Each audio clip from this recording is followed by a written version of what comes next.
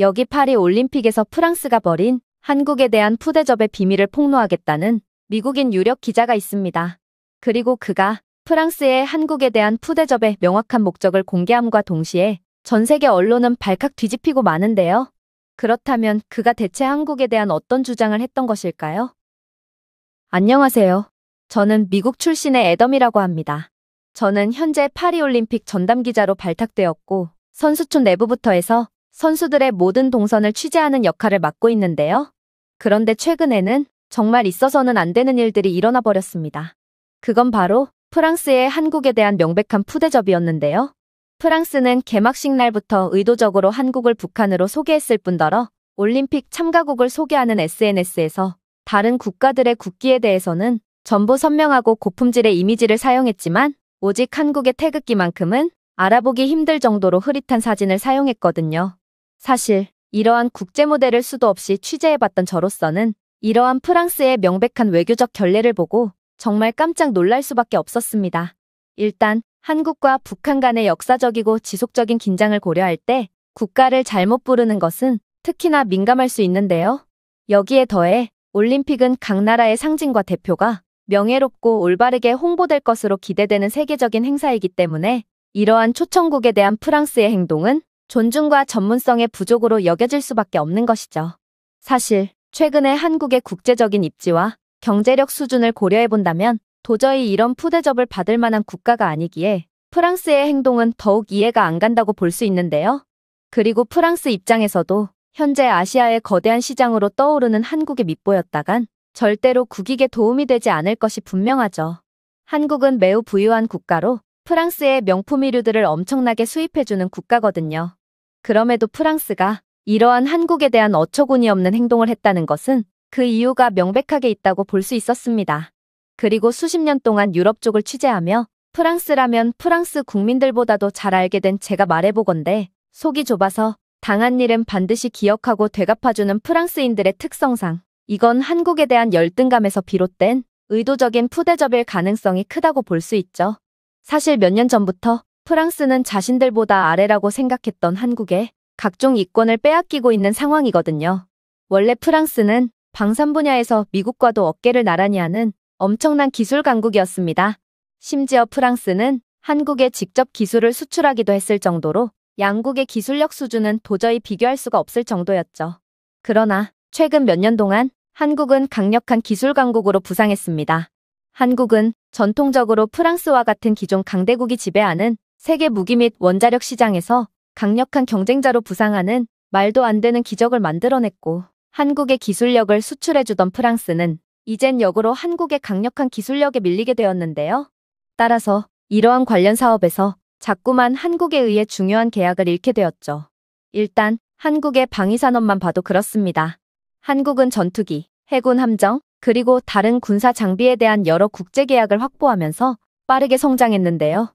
특히 한국은 자체 개발한 여러 최첨단 군사 장비를 다양한 국가에 판매하는 것을 포함하여 프랑스도 함께 경쟁하고 있던 중요한 방위 계약을 따냈습니다. 이러한 시장 점유율의 변화는 프랑스의 상당한 경제적인 그리고 전략적인 손실로 여겨졌죠. 그 대표적인 예가 바로 한국의 FA-50 전투기인데요. 한국이 개발한 경전투기 FA-50은 한국의 수출에서 주요한 성공을 거두었습니다. 필리핀, 이라크, 인도네시아를 포함한 여러 국가들이 프랑스와 같은 유럽 제조업체의 제품에 비해 합리적인 가격과 뛰어난 안정성 및 고급 기능을 선호하여 한국의 FA-50을 구입했습니다. 물론 한국의 K9 썬더 자주포도 빼놓을 수 없죠. 한국의 K9 썬더는 폴란드, 튀르키예, 인도, 노르웨이를 포함한 여러 국가에 판매되었거든요. K9은 사거리, 정확성, 그리고 선진화된 화력 통제 시스템으로 평가받고 있고 많은 경우 우수한 성능과 경쟁력 있는 가격 덕분에 프랑스 방산업체를 포함한 유럽 제조업체들과의 경쟁에서 압도적인 우위를 차지했죠. 특히나 이러한 자주포 분야는 프랑스가 많은 이익을 내고 있던 분야였기 때문에 이제는 같은 유럽 국가에서마저 한국 무기를 선택하고 있는 현실은 프랑스 입장에서는 엄청난 충격이자 또 경제적인 위험으로 받아들일 수밖에 없던 것입니다. 하지만 프랑스 입장에서 더욱 충격적인 부분은 따로 있는데요. 그건 바로 한국은 최근 들어 잠수함과 호위함을 포함한 해군 함정 수출에서도 약진하고 있다는 점입니다. 한국은 전통적으로 육군과 공군력에 비해 해군력이 떨어진다고 평가받는 국가였기에 이러한 해군 무기에서까지 경쟁에서 밀리는 상황은 프랑스 입장에서는 엄청난 위기로 다가올 수밖에 없는데요. 하지만 대우조선해양과 현대중공업과 같은 한국의 조선회사들은 인도네시아와 같은 아시아 국가들의 잠수함을 건조하고 인도하는 계약들을 확보했죠. 한국은 현지 생산 부품들을 포함하는 등 다양한 매력적인 계약 조건을 들이미는 천재적인 협상가적인 면모를 보였고, 결국 이는 한국의 강력한 기술력과 결합하여 한국의 제품들을 다른 세계적인 경쟁사들에 비해 더 매력적으로 만들었습니다.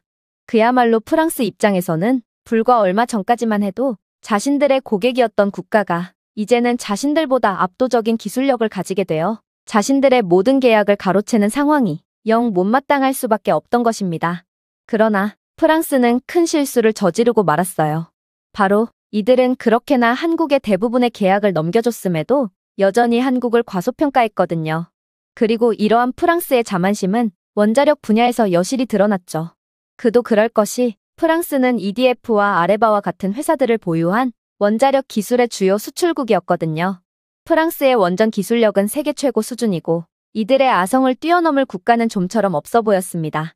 하지만 한국은 자신들이 수십 년 전에 보여줬던 한강의 기적처럼 또다시 믿기지 않는 기술적 진보를 통해 말도 안 되는 모습을 보여주기 시작했죠. 일단 한국은 한국전력공사와 자회사인 한국수력원자력을 필두로 원자력 시장에 성공적으로 진출했는데요. 한국은 경쟁적인 가격, 효율적인 기술, 그리고 빠른 건설 기간을 어필하며 많은 매력을 끌기 시작했고, 결국 UAE의 바라카 원자력 발전소와 같은 대형 프로젝트들에서 프랑스의 입찰을 무색하게 만들었죠. 사실 원자력 기술은 여러 분야의 기술력이 고도로 발전되어야 하는 매우 난이도 높은 분야라고 할 수 있습니다. 그래서 웬만한 기술 강국이라고 불리는 국가들조차 감히 엄두도 못 내는 게 바로 원자력 분야고, 프랑스는 이러한 원자력 분야의 높은 진입장벽을 통해 많은 이익을 얻어내고 있었어요. 하지만 한국은 정말로 어느 한쪽에 치우치지 않은 그야말로 다방면으로 강력한 기술력을 가진 국가였고, 한국이라는 떠오르는 강력한 경쟁자에게 원자력 분야의 수익성 있는 계약을 죄다 뺏긴 프랑스는 상당한 경제적 손실을 감내할 수밖에 없었습니다. 사실 전 세계는 원자력 분야의 초신성인 한국에 대해 약간의 회의적인 반응을 가지고 있었습니다. 과연 원자력 역사가 짧은 한국이 이를 제대로 마무리할 수 있을까 싶었던 거죠. 그도 그럴 것이 약 200억 달러의 가치가 있는 바라카 원전 계약은 한국의 원자로 수출의 첫 번째 주요 사례였고, 프랑스 회사를 포함한 잘 알려진 원자력 회사들의 입찰을 이겼기 때문에 엄청난 주목을 받기도 했습니다. 그런데 한국은 생각보다도 엄청난 모습을 보여주었죠. 한국은 4기의 APR-1400 원자로를 건설하는 바라카 프로젝트를 기존의 일정보다도 빨리 마무리 지었고, 모든 원자로들은 정상적으로 작동했거든요. 그저 계약 조건을 이행한 것이 왜 대단하냐고 물을 수도 있겠지만, 다른 중동 국가들에서 프랑스 등의 원자력 강국의 수주한 계약들은 개발 완료가 기존보다 몇 년이나 미뤄진 경우가 다반사였기 때문입니다. 오직 한국만 일정을 정확하게 지킨 거였죠. 그래서 한국의 이러한 일정 준수 능력은 전 세계적인 이목을 끌며 엄청난 극찬을 받았습니다. 일단 계약부터 따내기 위해 일정에 대해 거짓말과 과장을 일삼는 다른 국가들과는 달리 한국은 몹시 정직하고 전통적인 원자력 강국인 프랑스보다도 강력한 기술력을 가지고 있으며 또 놀랍도록 성실한 국가였거든요. 결국 이러한 한국의 프로젝트 성공은 한국이 세계 원자력 시장에서 능력 있고 경쟁력 있는 국가로 자리매김하는 데 있어 매우 중대한 성과를 나타냈다고 볼 수 있죠. 그리고 이번 체코 원자력 발전소 건설 계약에서 한국과 프랑스는 다시 경쟁자로서 만나게 되었습니다. 특히나 한국은 이번에 저렴한 가격을 내세울 수도 없었던 게 압도적인 저렴한 가격을 내세운 중국이 경쟁에 뛰어들었기 때문입니다. 그런데 한국은 이번에도 프랑스를 제치고 체코와의 계약을 따내는 엄청난 성과를 거두게 되었습니다. 한국의 원자력 기술, 특히 APR-1400 원자로는 발전된 설계, 안전 특징, 그리고 운영 효율성으로 인해 국제적인 찬사를 받았는데요. APR-1400은 후쿠시마 이후의 조치를 포함한 최신 국제 안전 기준을 충족하는 가압수로였고, 신뢰성과 비용 효율성의 명성으로 인해 세계 원자력 시장에서 강력한 경쟁력을 보이고 있던 상황이었습니다. 즉, 한국은 이미 프랑스보다도 더욱 선진적인 원자력 기술을 가지게 되었음에도 불구하고 콧대 높은 프랑스보다 저렴한 가격을 내세우며 막강한 경쟁력을 내보였고, 결국 프랑스는 이번에도 한국의 계약을 빼앗기며 물을 먹게 된 것입니다. 물론 중국은 한국보다도 더욱 저렴한, 도저히 현실적이지 않을 정도의 저렴한 가격을 내세웠지만 체코는 기술력이 수준 미달인 중국을 거들떠도 안 보고 말았죠. 하지만 이번 계약의 가장 충격적인 비밀은 따로 있었습니다. 그건 바로 한국의 성실함이었어요. 한국은 프랑스의 입찰보다 더 짧은 기간 내에 원전 건설을 완료하겠다고 약속했는데 UAE의 바라카 원전과 같은 프로젝트에서 입증된 한국 기업들의 효율적인 프로젝트 관리와 건설 능력은 프로젝트를 예정대로 수행할 수 있는 능력에 대한 국제적인 신뢰도를 주었거든요. 건설 일정이 짧아지면 비용이 절감되고 발전소의 전기 가용성이 가속화되기 때문에 계약을 고려하는 매우 결정적인 요소가 되는데요. 그러나 프랑스는 한국의 이러한 다소 도발적인 제안에도 그저 아무 말도 못한 채 울상을 지어야 했습니다. 프랑스는 원전 건설이 느릴 뿐더러 계약 위반을 밥 먹듯이 하는 국가로 유명했거든요. 프랑스 회사인 아레바가 핀란드의 올킬로오토 3 원자로 수주를 맡은 것이 그 대표적인 예인데요. 이 프로젝트는 2005년에 시작되었고 2009년에 완료될 것으로 예상되었지만 완공 날짜는 여러 차례 지연되고 말았죠. 최근의 일정은 원자로가 2022년에 정기적인 전기 생산을 시작할 것으로 예상하고 있는데 결국 일정은 지금까지도 연기된 상태고 이는 당초 계획보다 10년 이상 늦어진 것입니다. 결국 프랑스의 게으른 사업 진행 때문에 프로젝트는 또한 상당한 비용 초과를 겪었으며 최종 비용은 당초 예산인 30억 유로의 거의 3배에 달하며 약 110억 유로에 이를 것으로 예상되고 있죠. 이뿐만이 아닙니다. 플라만빌 3호기는 프랑스에서 건설 중인 또 다른 EPR 원자로인데요. 이 프로젝트는 2007년에 시작되었고 처음에는 2012년까지 완공될 예정이었습니다. 하지만 이 프로젝트 또한 여러 차례 지연되었으며 최근 예상 가동 날짜는 2023년으로 연기되었죠. 프로젝트 비용도 초기 추정치인 33억 유로에서 124억 유로 이상으로 급증했고 결국 장기간의 지연과 비용 증가로 인해 프랑스의 원자력 기술의 실행 가능성과 신뢰성에 의문이 제기되면서 프랑스 국내외적으로 많은 비판이 제기되며 프랑스의 신뢰도가 급락하게 되었습니다. 따라서 체코 입장에서 기술력도 좋고 기간도 빠르고 약속도 잘 지키고 결정적으로 가격까지 합리적인 한국이 프랑스보다 더욱 매력적으로 느껴지는 건 어찌 보면 당연했습니다. 또한 한국은 체코 내 경제적 이익을 촉진하면서 프로젝트의 지역 산업과 노동력을 참여시키겠다는 기발한 조건까지 추가했는데요. 이 접근법은 지역 고용과 산업 발전을 지원할 뿐만 아니라 이러한 대규모 인프라 프로젝트에 국내 참여를 극대화하려는 체코 정부의 목표와도 일치했고 결국 한국은 도저히 넘을 수 없어 보였던 프랑스의 아성을 완전히 뛰어넘어 버린 것입니다. 이번 협정을 통해 체코는 한국과의 더 넓은 관계를 예고하며 잠재적으로 기술과 국방을 포함한 다양한 분야에서 미래의 협력을 위한 문을 열어줬는데요. 그야말로 한국은 폴란드의 문을 열었을 뿐만 아니라 나름 동유럽 경제의 맹주라고 불리는 체코의 문까지 개방하면서 유럽으로의 더욱 많은 방산 및 기술 수출을 예고한 거라고 볼 수 있는 것이죠. 그리고 프랑스가 한국의 체코 원자력 계약을 빼앗긴 것은 불과 얼마 전에 있었던 일이었기에 속이 좁은 프랑스는 파리 올림픽 기간 동안 이러한 산업에서 중요한 계약을 잃은 것에 대한 보복의 형태로 의도적으로 한국을 깎아내린 것입니다. 최근 들어 더욱 민감해진 한국과 북한의 정치적 정체성을 고려할 때 한국과 북한을 혼동하거나 오인하는 것은 의도적인 무시로 볼 수 있고 이러한 행위는 더 논란이 많고 고립된 북한 정권과 연관시켜 남한의 국제적 이미지를 훼손하려는 의도로 해석될 수 있죠. 또한 공식 사이트에서 한국 국기에 대한 흐릿한 이미지를 사용하는 것은 한국이 다른 나라에 비해 덜 중요하거나 제대로 표현할 가치가 없다는 것을 암시하는 미묘한 무례한 행동으로 해석될 수 있고 이것은 국제무대에서 한국의 지위를 약화시키는 방법으로 볼 수 있습니다.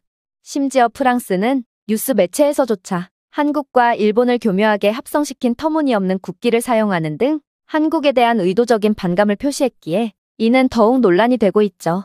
결국 기자들 사이에서는 이러한 프랑스의 행동이 단순한 실수가 아니라 한때 프랑스가 지배적이었던 산업에서 한국의 영향력과 성공이 커지는 것에 분개한 프랑스 수뇌부들에 의해 조직된 의도적인 움직임이라고 여겨지고 있는데요. 프랑스는 한국을 미묘하게 무시함으로써 국제사회의 눈에 국가를 위임하여 이미지를 실추시키고 업적을 훼손하려고 한 것이죠. 실제로 여러 세계적인 언론들에서조차 프랑스의 행동은 최근 한국의 군사무기 및 원자력 발전소 주요 계약 확보 성공으로 인해 프랑스가 입은 경제적 손실과 경쟁적 불이익에 대한 보복이라며 특종 뉴스를 내놓고 있는데요. 하지만 한국이 예전처럼 인지도가 없는 국가였다면 프랑스의 계략이 통했을지 모르겠지만 현재의 한국은 세계 문화를 선도하고 엄청난 경제대국으로 발돋움한 어찌 보면 프랑스보다도 훨씬 유망한 국가로 발전하게 되었습니다.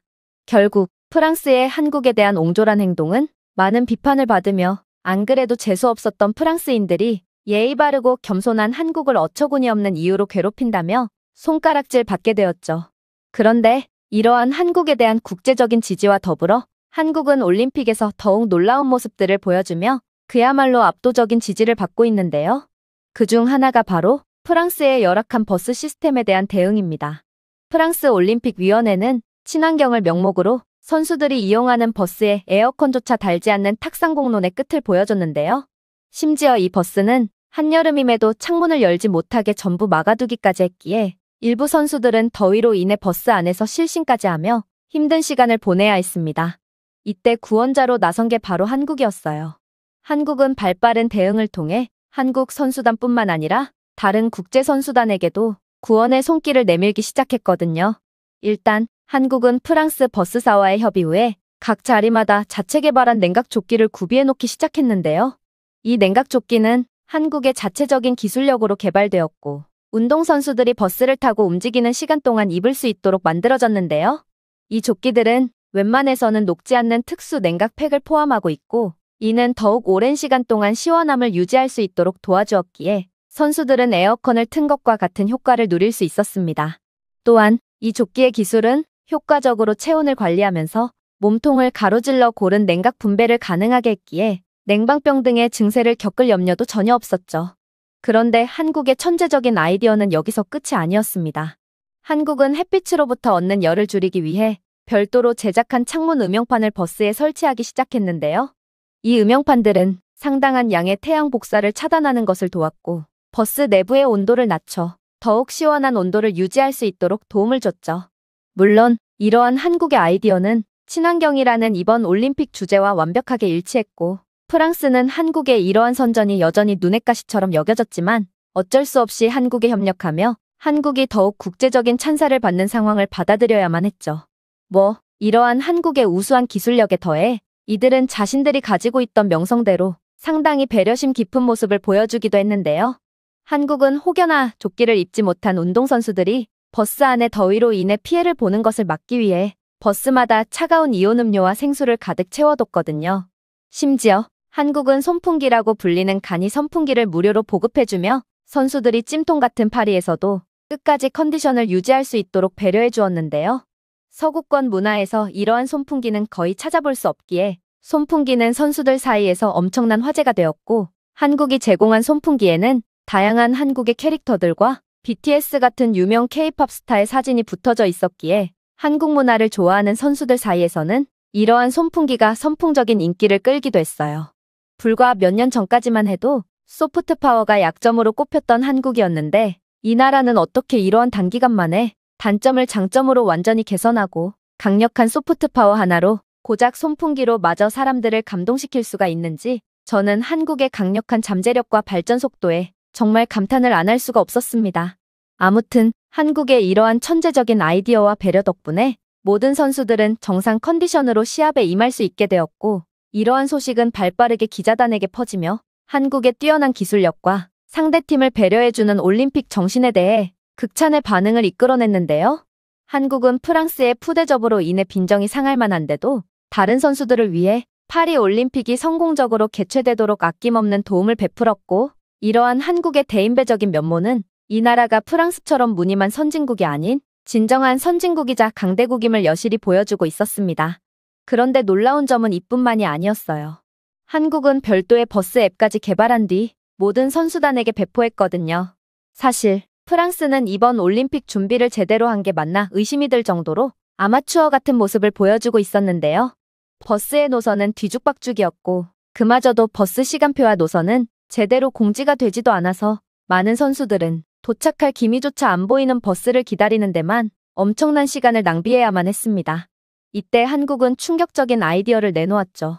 바로 한국은 엄청난 IT 강국답게 곧바로 현재의 선수단 버스의 위치와 노선, 그리고 대략적인 도착 예정 시간을 알려주는 별도의 앱을 개발하며 이러한 불편을 단번에 해소해버렸거든요. 사실 이러한 대중교통 앱은 대부분의 국가들에서는 찾아볼 수조차 없기에 선수들은 한국의 놀라운 아이디어와 기술력에 감탄을 하는 반응을 보였는데요. 그런데 알고 보니 한국은 이러한 획기적인 앱을 벌써 십수년 전에 개발한 뒤 상용화시킨 국가였고, 이들의 놀라운 인프라와 시스템을 고려한다면 버스 앱은 한국에 있어서 그리 놀라울 것도 없는 앱이었던 거였습니다. 아무튼 선수들은 한국 덕분에 엄청난 시간적인 이익을 얻을 수 있었고, 이는 선수들의 개인 컨디션에도 영향을 미쳐 한국이 도저히 답이 보이지 않는 프랑스의 선수단 버스에 혁신을 가져온 이후 파리 올림픽의 여러 기록들은 전에 비해 향상된 결과를 보였는데요.